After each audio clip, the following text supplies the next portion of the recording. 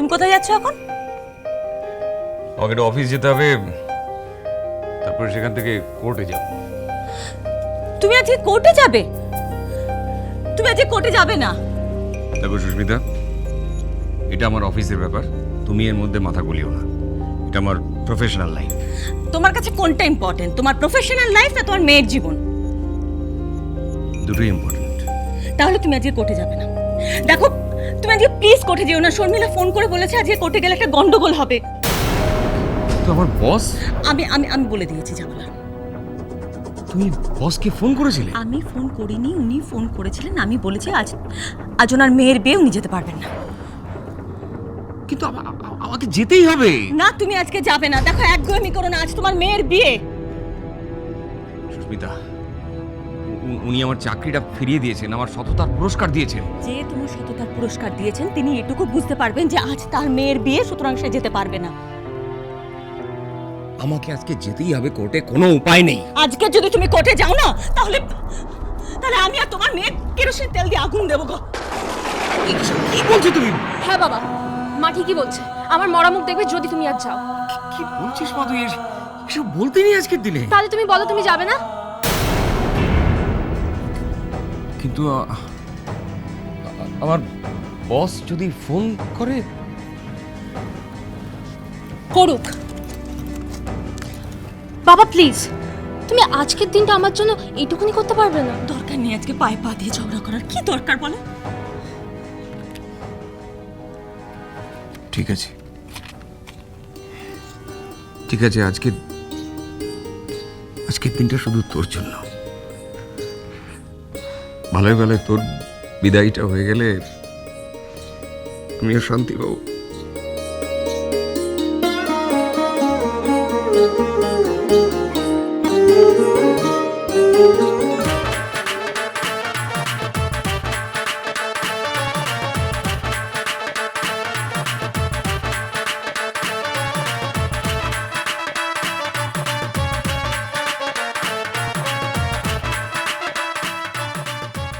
Om Om ready?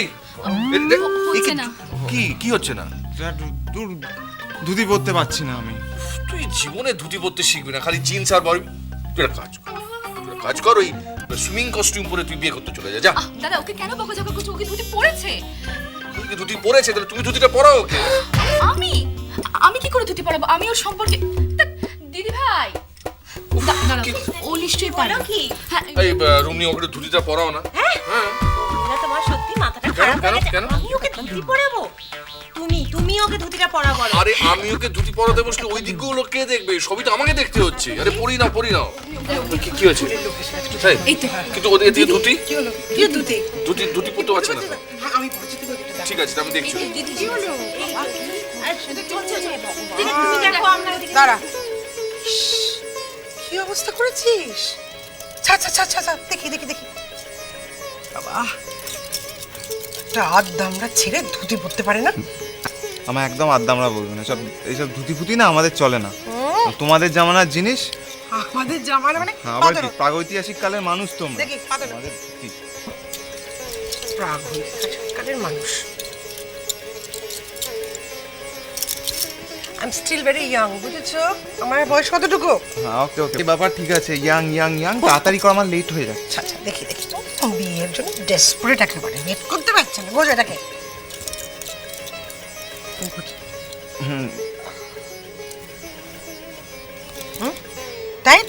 Tight পড়বে না, slip করবে না তো? তুই খুলে না যাও মা, তুমি না পাঞ্জাবি।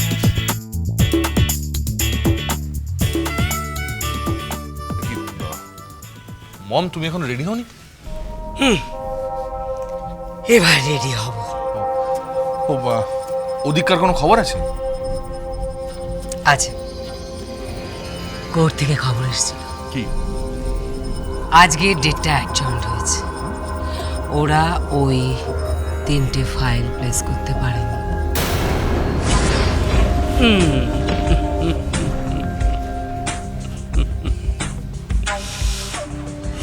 সে কি? কি বাবা, তুমি হাসছো? ওই ফাইল 3টে আমার হেফাজতে আছে মাইসেল।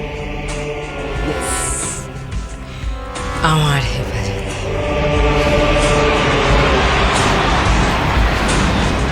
ওরা ওই 3টে ফাইল কোনো দিনও প্লেস করতে পারবে না, একটা এগ্রিমেন্টের কপিও সাবমিট করতে পারবে না।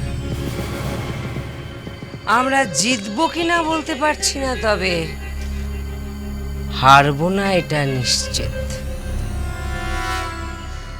মম, you are great.